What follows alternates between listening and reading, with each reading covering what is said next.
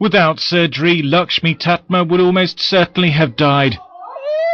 She was born with 8 limbs fused at the pelvis to a headless twin who failed to develop properly in the womb. Doctors in Bangalore say the 2-year-old was no longer able to nourish 2 growing bodies, and they had to separate her from the parasitic twin.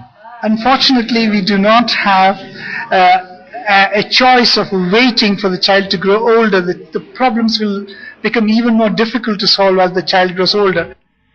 During the 40-hour operation, neurosurgeons will have to separate Lakshmi's spine from the spinal cord of her twin. Cutting the wrong nerves could leave her paralyzed.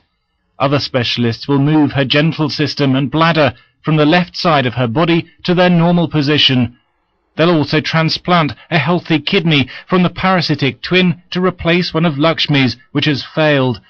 Orthopedic surgeons will then close the pelvic bones to realign her legs. Plastic surgeons hope to give Lakshmi as normal an appearance as possible.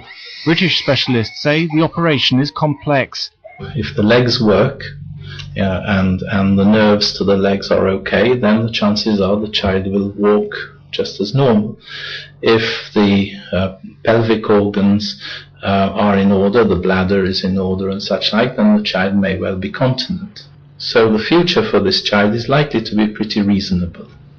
Lakshmi was named after the 4-armed Hindu goddess of wealth. Doctors found her in a village in northern India, suffering from an infected sore and a fever. The operation is being paid for by a hospital foundation.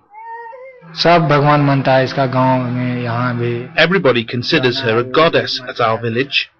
All this expenditure has happened to make her normal. A team of 36 doctors will work in shifts to separate the twins. There's a 25% chance that Lakshmi will die, but surgeons say the early stages of the operation have gone very well. Thomas Moore, Sky News.